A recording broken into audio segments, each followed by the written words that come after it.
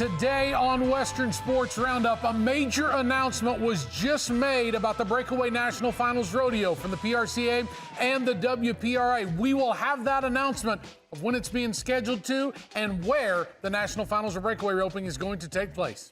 And speaking of big things happening, we're just days away from kicking off the Wrangler National Finals Rodeo. There's a lot of great bull riders battling it out for a world title. Some of them already have gold buckles. Michael Stowe will be joining us right here to say who his picks are. And continuing that theme of the Wrangler National Finals Rodeo, stock contractors, they're getting their animals ready to go to Las Vegas. The J Rodeo Company and Sparky Dreesen will join us on the show. Like straight moonshine, I guess, which in my opinion is, if not the best horse we've ever raised, one of the best horses we've ever raised. And she'll walk up to you and she just knows that she's cool.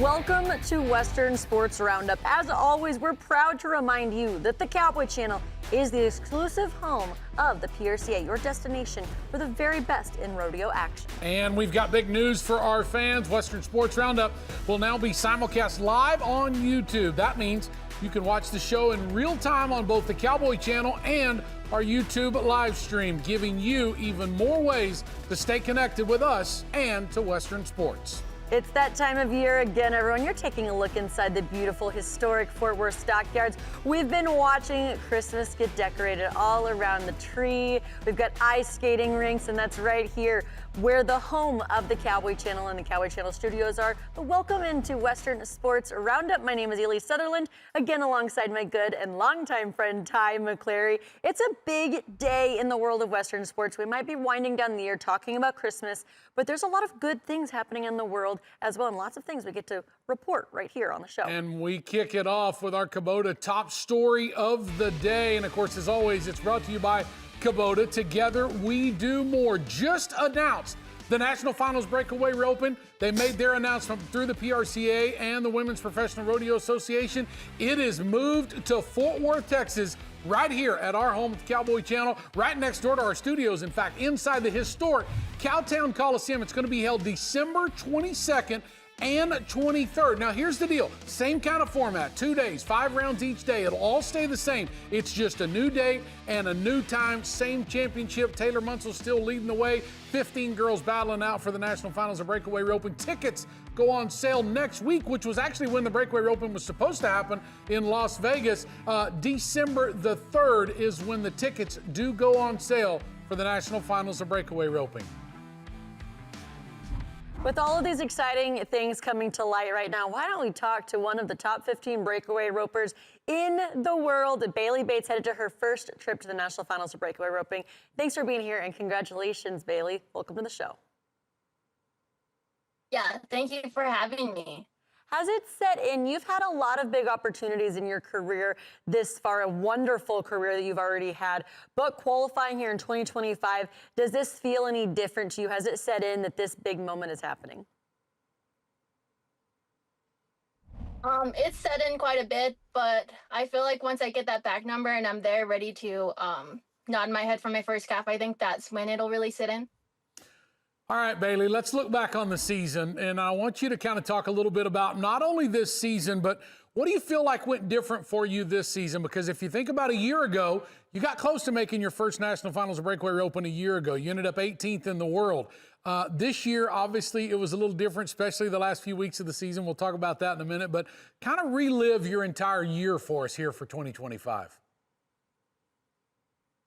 I think this season I had a little more experience. I kind of had like more, my mental game was more on point, and just kind of like enjoying the season, and just whatever happens, like you get to nod your head for another win, hopefully, and everything day in and day out, it's a new game.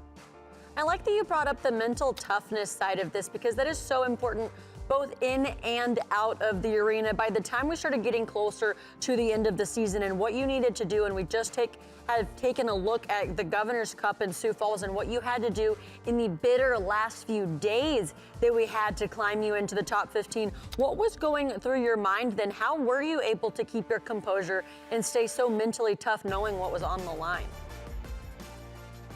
I think just my faith, really. Like, it was, I mean, for the first round, I missed. And then after that, it was kind of like, okay, you're here for a reason. Like, take advantage of your opportunity, and whatever happens at the end of the day, like, you're going to be okay.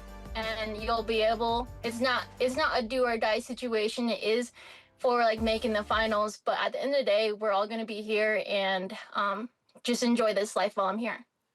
Bailey, I think with the Governor's Cup, it's safe to say that every year they've had the Governor's Cup, we've had some kind of story, maybe a couple of them, come out of that rodeo that, well, if it hadn't been for the Governor's Cup, so-and-so probably wouldn't have made the National Finals Rodeo. Definitely your case. There's probably a few more cases as well to talk about, but since we're talking to you right now, that Governor's Cup was so important for you there the last final week of the season. And I want you to touch on that a little bit more, because as you just alluded to everybody, in case they forgot, you got no time in the first round there, but you didn't let that bother you. No matter what, you still had to back in the box and go rope those next few calves. That's exactly what you did. So with that being said, how did you keep that calm mentality there throughout the entire Governor's Cup, starting off the way you did there? I think where my mindset was I was thinking, you know what, you've worked all season for this, you're in this position, and at this point you're still alive to make the NFBR. So just go out there and put everything on the line. I mean, everything will work out the way it's supposed to be, whether you make it or not. And it really did. You've had some great horsepower and definitely some great people in your corner. Like we were joking earlier, one of the last times I had the chance to talk to you was not only in this truck as well, but your dad was right beside you. Now that it's all said and done, now that we know you're headed to that finals, it's a really big deal. How's your family handling this excitement too? Yeah, no, definitely. My dad's definitely excited. My brother's excited. I mean, we just been getting ready for the finals, having my horses in shape and roping as much as we can. And we get to do that more with the EHV virus going around. So I guess in a way, there's some positivity to that.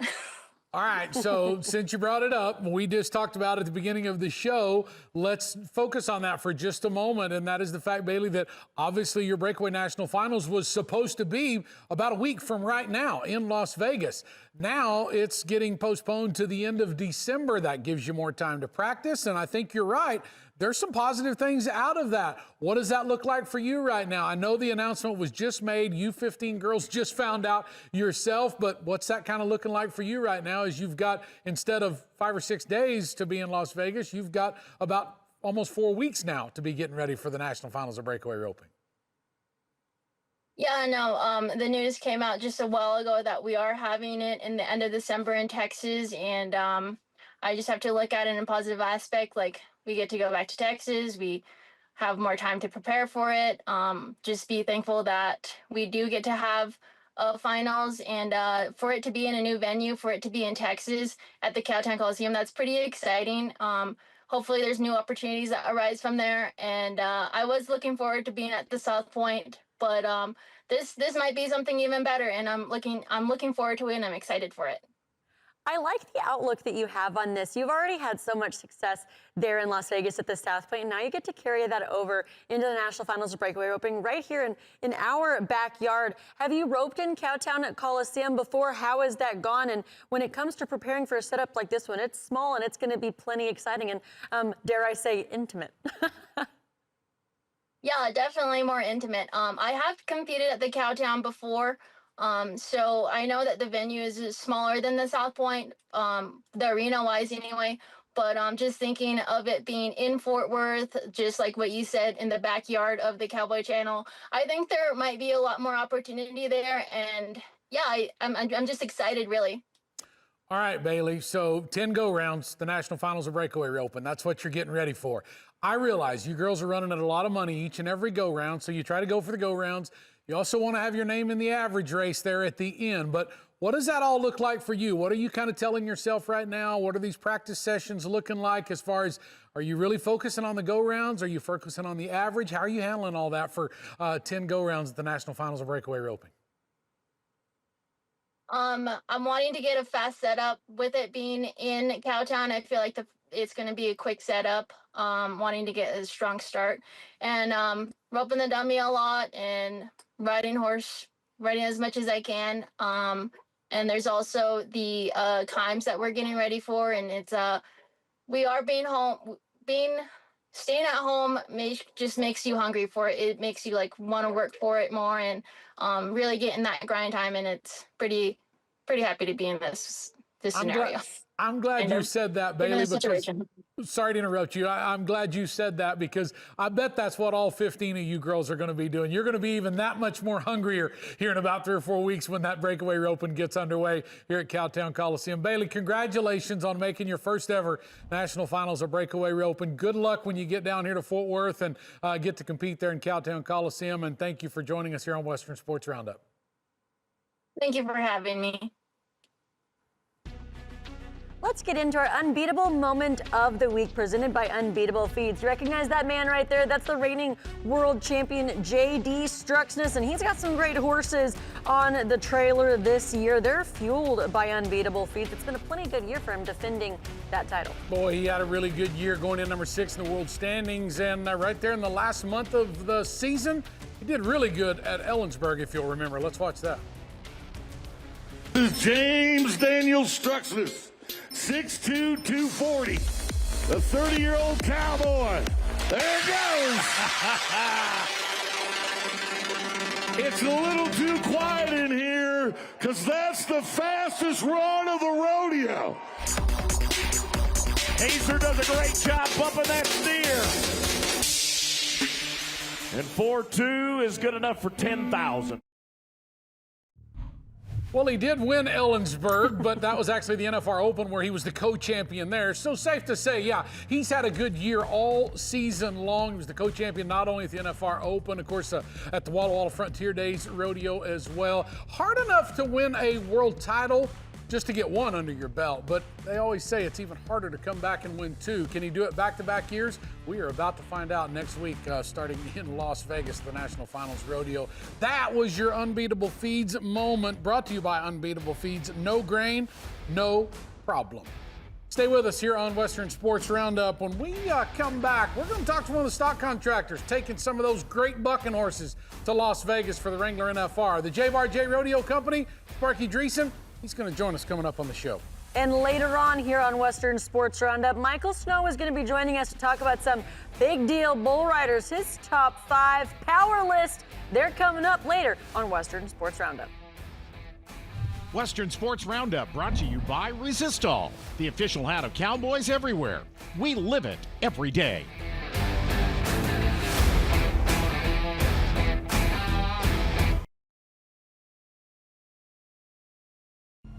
Western Sports Roundup is brought to you by Rock and Roll Denim. Live boldly. Live in Rock and Roll Denim. Welcome back into Western Sports Roundup, everyone. And as we bring you all of the news, all of the exciting things in developing stories, we also get to share some very good stories as well. We've all been keeping up with, and the entire world have been keeping up with Sharon Hall and that incredible mare of hers, Stella, and she is ready to get out of there. She says she's at her stall there at the Oklahoma State Veterinarian Center as well. And I mean, I like to say go Pokes, and they do a really great job, and they've clearly been taking great care of this special mare. She said on Facebook she is making normal steps in crossing over in the hind end. Stella was even more determined to get better. She is ready to get out of there, but must stay for her 21-day quarantine. That is right from Sharon Hall herself. Yeah, that was obviously one of the first horses that we heard about last week that got diagnosed with this EHV1. So good news, positive news for not only Sharon Hall, but maybe even better news for her, that great mare that she rides called Stella. So the prayers are working. I know Sharon has said that each and every time we've talked with her. So keep praying for that great horse. Well,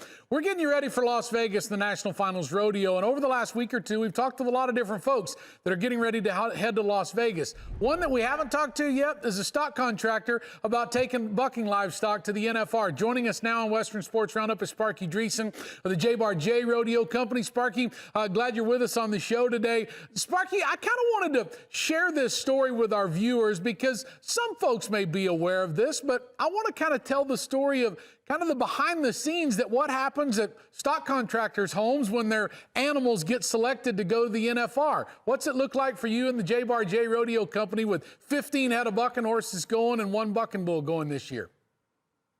Well, I guess just a couple days after the list come out, we isolate them animals, put them in a pen of their own, and we get the same feed that we're feeding in Vegas and slowly switch them over onto that feed. So now for about, I don't know, close to 2 weeks, they've been on the same hay, the same grain as they get in Las Vegas. What we're just busy doing today, couple of our guys here, Trenton and Travis, we have a hydraulic chute that's padded, and we run them all through that chute today. And some of them are getting a manicure, and all of them are getting their brands clipped so that they can read them brands better if they got any knots in their tails or anything, clean them out. We do that for every rodeo. I guess I think it's a big thing if they have a knot in their tail to buck them with a knot in their tail. That tail is their balance point, and I think you got to take care of that. You absolutely do. It's great to send the horses to the salon every now and again, especially the best in the game. You've had so many great horses going to the Wrangler National Finals for so many years now, but when we've just talked about the ones that get selected, does it still kind of make you excited when you get to realize that some of these horses are headed back and even some to their first trip? Does that still kind of light a fire in you to know when they get selected to return again? Yeah, it's pretty special. You know, we're just really blessed. We were talking about the other day, you know, it was in the early 80s when I was in my 20s when we started raising these horses, you know. So a lot of these are 5, 6 generations deep in genetics. So it's a pretty special thing. Also, you know, we buy some horses. The majority of our NFR horses are raised horses, but like Bronc, it'll be his 4th trip there. My good friend Bud Longbreak raised that horse, so it's pretty special to get a take one there that Bud raised. So, Sparky, I want you to kind of share the story with our viewers at home about getting to Las Vegas, the National Finals Rodeo. You guys have to be there, the stock has to be there quite a bit earlier than the contestants do. So, Thanksgiving is tomorrow. When are you guys leaving? When is the stock leaving? When does it have to be there? What's the trip look like? Kind of tell that part of the story.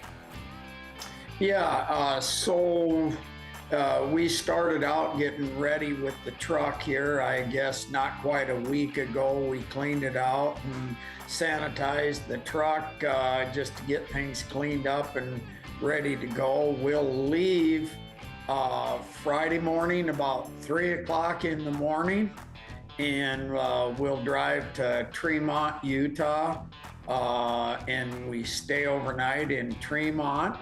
And then we'll get to Las Vegas on Saturday about 3 o'clock in the afternoon. Wow, that sounds like quite the trip and a lot of preparation that goes into it. We just took a look at some of your great horses, and so many of them we've been talking about over and over and over again all year long. Do you kind of have any, I know they're kind of like your kids at this point, but what are their personalities like? Do any of them really stand out when it comes to being in the pasture at home, or who's the first one to you when you come out to feed? Yeah, it's they all definitely have a different personality. Like Straight Moonshine, I guess, which in my opinion is, if not the best horse we've ever raised, one of the best horses we've ever raised. And she'll walk up to you and she just knows that she's cool. She doesn't think she's cool. She knows she's cool, That's fun to hear those kind of stories. Sparky, real quick, before we let you go, I've got to ask you about the EHV1 virus that's been going around. Obviously, it's probably not affecting the bucking horse side yet, but obviously they're trying to do everything they can do to keep all equines safe across the country. What are you guys doing as far as getting to the NFR? What is the PRCA and Las Vegas events requiring for you guys to do as stock contractors when your bucking horses get into town? Well, a couple things that they're wanting done is, isolating those horses. And I believe, at least here at the J Ranch, we do that every year. When before we take them to the NFR and when we get home from the NFR. And it's just good business practice. We are testing all of them for it. They're swabbing their nasals and testing it for them. We also take black saddle horses for the girls to ride down there with the flags. We've been taking temperatures on them twice a day. It's something that they haven't taken lightly, and I believe that they got a good handle on what's going on. It really sounds like you guys are well informed right now as well, and we certainly appreciate you taking your time. I know you've got the salon happening out back, but thank you for taking the time out of your day to join us. Congratulations again on all of these great stock, and good luck in Las Vegas. Yeah, thank you, and safe travels to everybody headed to Las Vegas. This is the crown jewel for us of the whole year. You got that right. That is Sparky Dreesen of the J Rodeo Company. You'll see him in Las Vegas. Stay with us here on Western Sports Roundup. We're going to continue our road to the National Finals Rodeo. Michael Snow is going to join us. We're going to talk a little bull riding and what that's looking like. Coming up, we'll be right back. Cowboy Channel's pre-NFR coverage is brought to you by Ariat. Ready, set, ride in boots and jeans that work as hard as you do. Y'all, it is that time. We are 8 days away, counting down to the Wrangler National Finals Rodeo presented by Teton Ridge. 18 minutes and 20-something seconds. We'll be in Las Vegas for the 40th year. That also means you've got 8 days to get your NFR fantasy picks in with Pro Fantasy Rodeo, and that show right there with Katie Lucas and Casey Jones from Pro Fantasy Rodeo, that's going to air part of our Thanksgiving programming this weekend, of course, on Saturday night at 8:30 Eastern time. You're going to want to tune into that show. Got to find out, maybe build, if you've already built your team, don't panic. You can change stuff all the way up to the first bucking horse being bucked next Thursday night there at the NFR, and we are on the road to the NFR. We've got quite a few athletes in the bull riding here. We've got some returning world champions. This is going to be an exciting one to watch. Stetson Wright is back, the #2 man in the world. Kai Hamilton, the #3 man in the world. We are showing you exactly how much money they've got in the bank, but we've still got Wasey Shao in the #1. And if you look on through the list, there's a wolf pack of athletes that could upset and do plenty of other things that could maybe take the world title away. Stetson Wright has got 2 world titles in the bull riding. That's where we're talking about those returning champions. Kai Hamilton, of course, he got his in 2023. There's a list of all 15 of them, though. It is going to be fun to watch there in Las Vegas in the bull riding.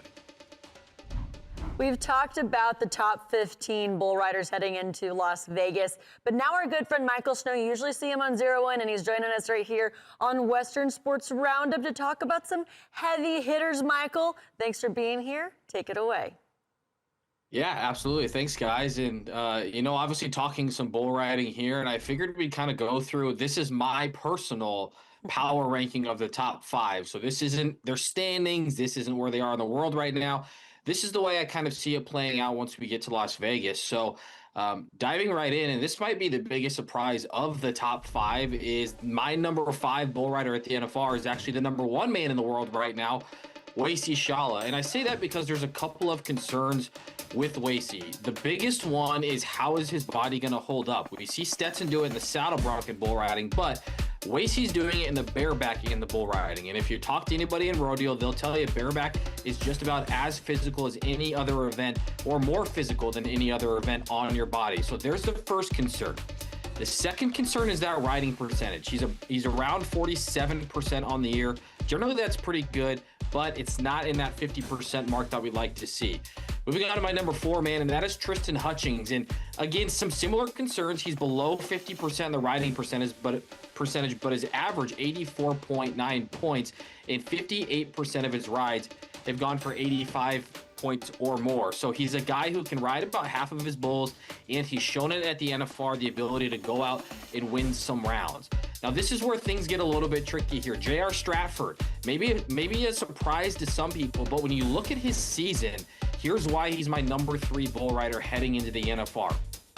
He rode 58% of his bulls throughout the entire 2025 season. Not only did he ride just over 58% of his bulls, he also averaged 84.8 points per ride as well. So he's got a combination of riding nearly 60% of his bulls and averaging nearly 85 points. But when you're talking bull riding at the NFR, these two guys separate themselves, and I'm sure you guys can guess where I'm going. Number 2, Kai Hamilton, also rode 58% of his bulls. But why is he above J.R. Stratford? He averaged 86.2 points per ride, and 69% of his rides were for 85 points or more throughout the regular season. He's a world champion. He's a guy who can go toe-to-toe with the guy we're going to talk about right here, and that is Stetson Wright. No surprises here. I don't care if he was hurt. I don't care if he was out for a season. He is the best bull rider in the world, and he is healthy right now. Listen to these numbers. His riding percentage on the year, 64%. Not only was he riding just about everything he got on, but his average score was 86.8. So essentially 87 points per ride every time he made the whistle. 72% of its rides were 85 points or more. There is no doubt in my mind that Stetson is the favorite. And if he rides like he has in the past NFRs, I'm not going to say he's going to run away with the world title, because Kai Hamilton and a guy like J.R. Stratford, they can match him and ride 6 or 7 bulls. But right now, if you're telling me to guess the minimum amount of bulls that Stetson Wright will ride, I think the minimum that he will ride if he stays healthy is 6 bulls at the NFR. That's going to be really tough for other people to keep up with, especially 2 or 3 of them. I could see maybe one other guy like Kai or JR riding 6+ bulls, but Stetson has really separated himself from the rest of the field, and those numbers show exactly why. All right, Michael, I agree completely with your top 5 there that you just mentioned, and I want to even throw this at you as well. Those top 2 guys that you just talked about, Kai Hamilton and Stetson Wright. Remember, fans, they were not at the National Finals Rodeo 1 year ago. So you take everything into consideration of what you just said, all the numbers, their riding percentage, they're both world champions, all of that. Then you throw in the hungriness that they have to be back in Las Vegas at the NFR. How even better is that going to make them, Michael? Yeah, these guys don't need extra motivation. You talk about athletes like Michael Jordan and Tiger Woods, and those guys, they found motivation everywhere they went. Sometimes they had to make up that motivation. These guys right now, there's no motivation they have to make up. I'm sure they could if they needed to, but you're right. They missed out a year ago. They saw Josh Frost ride 7 bulls and go get a world title, and I'm sure they were happy for Josh. Obviously, you cheer on your competitors in rodeo, but at the same time, they're thinking, dang, that would have been a really fun NFR to go out and ride 7, 8 bulls and maybe win a world title. So yeah, these guys, when they're not motivated, and they're always obviously motivated, but when there's not that extra motivation, they're still the best in the world. But you throw on top of that they missed out a year ago due to injury. Now they're chomping at the bit to get back there. I really think it's going to be a heavyweight fight between Kai and Stetson. And I think, that first punch is going to be thrown in round one. It's going to be really fun to see who answers that first punch and how they're able to do that, because Stetson's going to throw some haymakers. And I know Kai's got something up his sleeve as well. It's going to be a lot of fun to watch. But, there's 13 other guys, too, that can certainly throw some punches as well. I would like to point out, and I like that you brought up with WSR Shala. I'm gonna come from the back on this one, because I know you did bring up how it's gonna be a little difficult on him, or could it be for him to go in the barebacks and then come out and get on that bull? But we've seen that be extremely successful for him earlier this year, and as he's gone on through the year. It's kind of enough to take the edge off, enough for him to smile, have a good time. I know we watched what his percentage was last year, but do you think it's possible for him to take what he's learned from a year ago and do better now that we're in 2025? He's got a lot of bull rides under his belt now. Yeah, no doubt. And I think there's a world in which the bareback riding actually helps calm his nerves. If he goes out in round one and he's even 85, 86 points and just cashes a check in the bareback riding, that can kind of erase your memory of what happened last year at the NFR, because it was obviously really disappointing for him. He wasn't the WSR Shala that we know today, but still, when you don't earn all that much money, you only ride a couple bulls at the NFR, you're going to be a little bit disappointed. So, if he comes out in round one in the bareback riding and he goes 84, 85 points, gets a third or fourth place check, maybe that helps him relax a little bit, because there is that built up pressure of what happened a year ago. And now a year ago, you didn't have the target on your back. Right now, you got Stetson Wright, Kai Hamilton, J.R. Stratford, Tristan Hutchings. They're gunning for you directly. That might change after round one. But as of right now, the target is on WSR Shala's back, and there's a lot of pressure that goes in on that. It's going to be really exciting to see the way this shakes out. And I like having the friendly debate about these guys and across all events. But thank you so much for taking your time to give us your power list and talk about these great bull riders. It's going to be really fun watching, and we'll keep up to date with you as we continue through the show. Yeah, can't wait to see it all unfold. And I'm sure about round 7, my power rankings will go all up in flames because of how bad they were. But that's how I see it as of now. We'll remind you of that when we get to that point. We won't let you forget. Michael Snow joining us here on Western Sports Roundup. Stay with us. Speaking of that guy right there, Michael was just talking about Stetson Wright. We'll learn a little more about that guy, the injury that happened to him late in the season, back to be ready to the National Finals Rodeo. That's all coming up on Western Sports Roundup. When you get out here, you got to ride every horse the same, and every night, no matter what, you believe you got a chance to win, and if you don't, then you got the wrong attitude.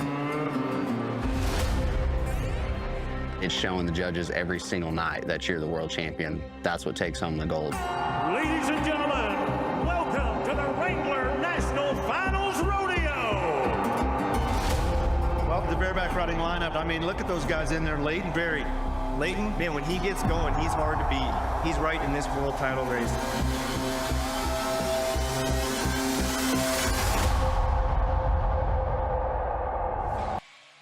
Don't want to miss any of Buckled Down, a brand new episode coming your way every Wednesday. Of course, that one tonight at 8 o'clock Eastern time. All about some bareback riding, so be sure that you watch that. It's a great series, Buckled Down. Another great series been taking place right here on the Cowboy channel. Rocker Steiner, he's going in the bareback riding #1. They're all chasing him.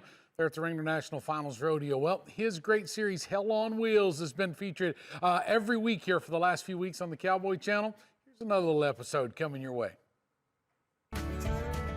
I just hope at the end of this deal, everybody thinks this is exciting as I do. You know, I hope people love this sport as much as I do. And I hope they can see that. I think our life is the coolest life ever. And I just hope people at home do too. And I really try to show that in this. I just hope people see how great this sport is. I just wish they could see it through my eyes. I just wish people could look through my eyes for 20 minutes and see what I see. Because I see beauty in this, and I feel like I can see where this sport could go. And I'm trying to get it there. I think I could take this sport somewhere crazy, and I can see it. I just want everybody else to see it. And that's why I wish people could look through my eyes. Come on, Rocker. Come on, Rocker. Some of the fastest feet in the business. Survey says a brand new leader, 88 points.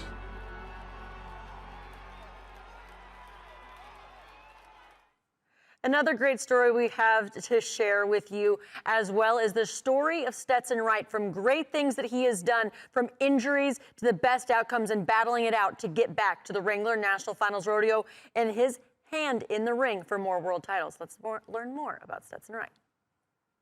8-time world champion Stetson Wright is in town. It needs help. I collapsed my lung, broke 5 ribs, but I've got home now. I've been doing therapy, rehab, and I feel like my body has bounced back pretty good. There's been a lot of things this year. It hasn't been my regular blow everybody out of the water season, but I still feel like I'm in a good seat when I get down to Vegas, because that's where the real money's at. I feel like that's where I shine. That's been like the main goal. Like when I won my all-around world title in 23, I told everybody I'd be back, and I'd be back when I was winning. The way I would describe my career, before my hamstring injury, it seemed like it was all wins. This young kid just keeps winning gold buckles after gold buckles, and that's when I got labeled Superman. This injury was kind of like the first deal where everybody was like, holy crap, like maybe he is human. Stetson Wright was rodeo's Superman, unstoppable and unbeatable.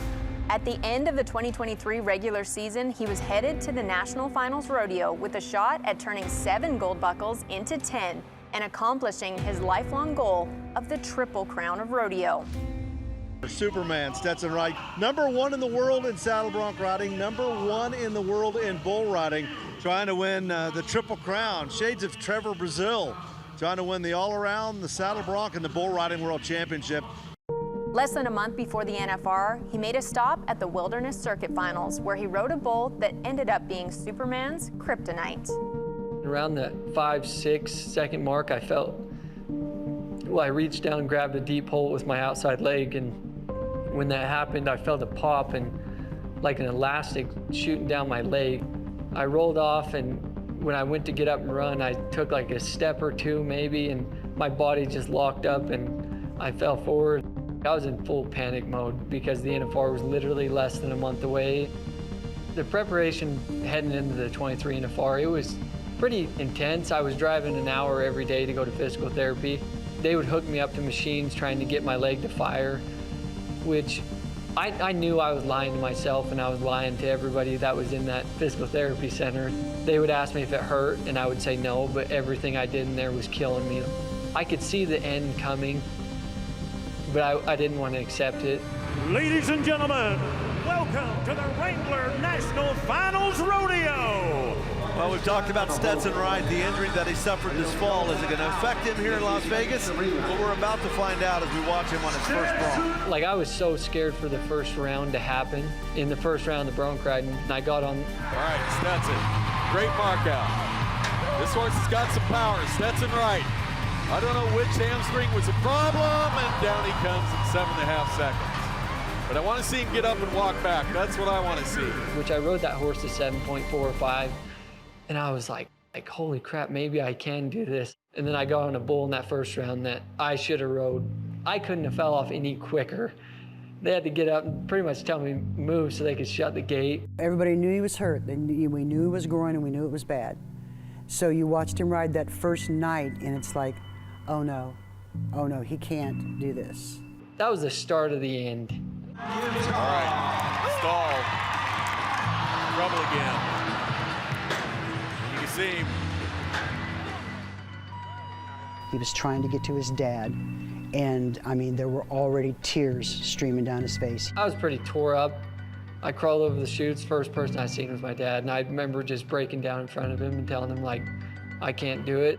Stetson withdrew from the remainder of the 2023 NFR due to a torn hamstring. He had surgery on December 23rd. When I got it done, it didn't feel normal. Nothing felt normal. In June of 2024, after more than 5 months of recovery, Stetson was cleared to ride again. But after painfully covering a bull and trying to ride a bucking horse at practice, he felt another pop in his leg. And that's when I found out that it was tore again. They told me that it was way worse than the first time, and like, you're done. This ain't gonna get fixed. You need to go find a different career. We were very concerned. The fear that we all had that he would not return. I was lost. Like, for the first time in my life, I went out in my car, had my moment, called my mom and dad after, and I said, we're just gonna find a new surgeon.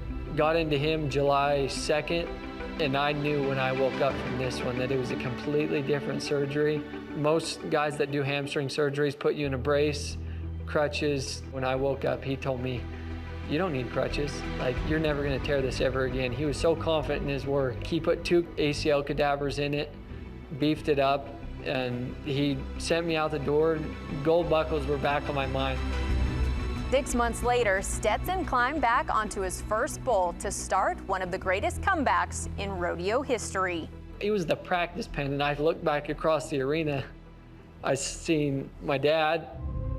See, this makes me emotional because he had tears rolling down his face. I looked over, my mom was on the back of the chutes videoing. She had tears rolling down her face. I felt like I had just won a world title. When he came back, he just picked up where he left off. My season started in Denver, Colorado. He's back, Peacemakers, name of the bull. He's healed up, back the other way. Holy cow! I was soaking up everything that I'd missed in the 14 months. Hearing the crowd go off like that and the feelings I had, it topped every gold buckle I'd ever won. But now he's been given a second chance, another lease on life. He's not going to waste one moment. For the first time in 14 months, making his triumphant return to rodeo, Stetson Wright. Boy, you had to love that. I do still feel like my story is still being written, and still to this day, people question whether I'm still me. I told everybody I'd be back winning. The way I want my story to go is to win that Triple Crown. That's when the story would be finished. Superman has returned. What a story, Superman. That's Stetson Wright. Every week, we have new episodes of Zero In. Next on Western Sports Roundup, we'll show you a look at what our friends Katie and Michael covered this week. All that and more coming up next, right here on Western Sports Roundup. Your all-around champion is Trevor Brazil. Stetson Wright. He will also be our all-around champion. I'm Murray. It's ready to ride. LA, Las Vegas. Awesome. One more time.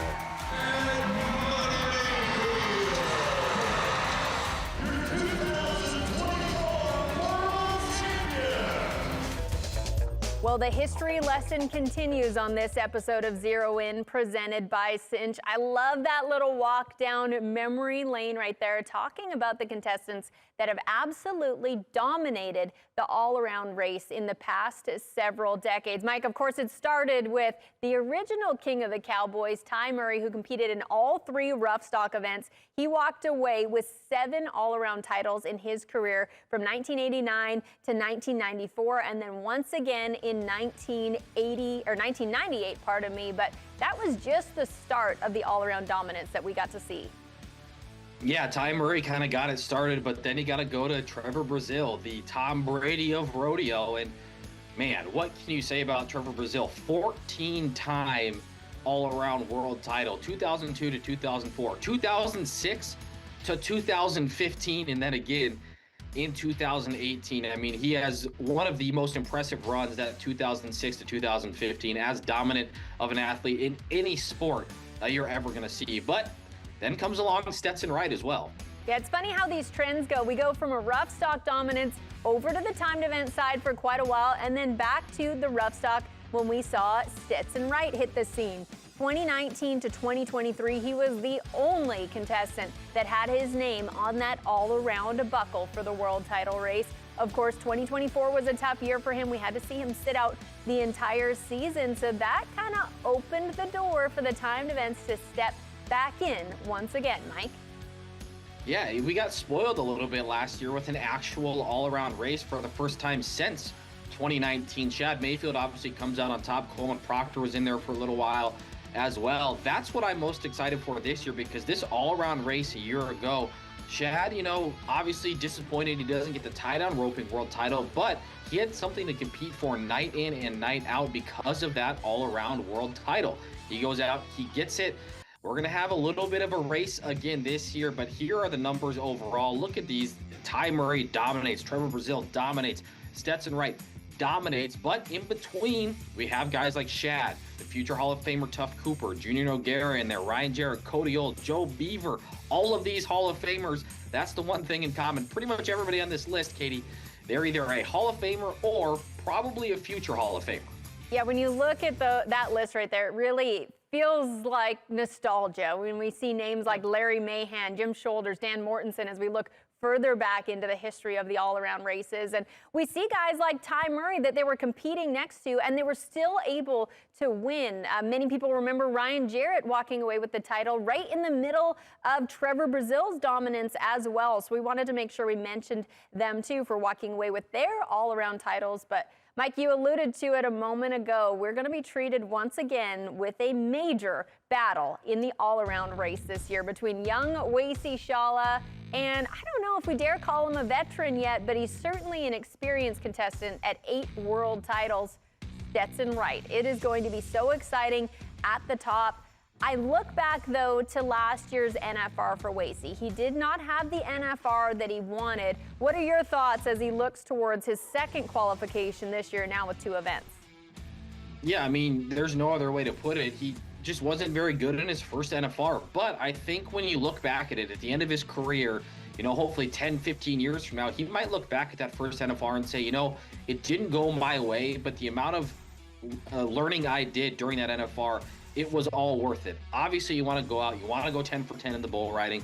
It's hard to do in any NFR, much less your first career NFR. So I think this year we're going to see a much better Wacey Shala, but there are still some concerns, specifically when you look at the bull riding. The riding percentage, that's the big difference there. Stetson Wright is hard to beat in general, even if you do ride alongside him each night with his average score being so high. But Wacey rode under 50% of his bulls this year. Stetson higher than 60%. So I think Wacey's going to be better, but he's got to be much better to keep up with Stetson in the bull riding, because you can see the numbers right here. And I'm not taking anything away from Wacey because he had a great season, but we've never seen a season like this with Stetson Wright, averaging nearly 87 points in riding over 63% of his bulls. We've never seen anything like that out of Stetson Wright. It's amazing to see how they compare as well. When you look at that average score, they are so close there. When you look at their 90-plus point rides, 11 for Wacey, 13 for Stetson. That's in the bull riding alone. So they truly are neck and neck. But I know many people, Tim O'Connell for one, have brought up the fact that bareback riding over 10 rounds is going to be a little tougher on Wacey's body versus Stetson Wright's second event of saddle bronc riding. Going to be a little easier. Both of them have struggled with some health issues, especially late in the season. We saw that play out at Sioux Falls. Wacey was beat up and not feeling good. Stetson was sitting at home because he already had an injury too. So a little bit of question marks there, but both of those champions have had some time to recover, have some time to heal a little bit. So I think it's going to be potentially an all-around race for the ages this year. Wacey, to me, feels like a totally different competitor. Stetson Wright, he feels like the same old world champion that we have seen before. So it's going to be a fun one to watch. But coming up next on Zero In, as we make our way to break here, we're going to continue a little bit of a history lesson for you and talk about the possibility of some three-peats for our contestants at this year's NFR. Remember, Zero In will be a part of our exclusive broadcast coverage there during all 10 days of the Wrangler National Finals Rodeo. Stay with us here on Western Sports Roundup. We'll get ready to wrap it all up and include your Veterans Top 3 when we come back. It's time for our top 3 stories of the day, presented by Veterans Clean, Treat, Heal. The Women's Professional Rodeo Association has released that the National Finals of Breakaway Roping has been moved officially for 2025 right in our own backyard in Cowtown. The 22nd and 23rd of December. You can get your tickets December the 3rd. Oh, Michael Snow joined us here on the show to talk about his power rankings for the Bull Riders as they head to Las Vegas in the National Finals Rodeo. Yeah, there was a couple guys at the top that not surprising by any means, with Kai Hamilton and Stetson Wright being his favorites, and some of the bucking horses and what they do to get ready. You heard from J-Bar J and Sparky Dreesen right here on the show. That's going to wrap it up for us, everybody. Happy Thanksgiving from all of us here at the Cowboy Channel. For Elise, I'm Ty. Good evening, everybody.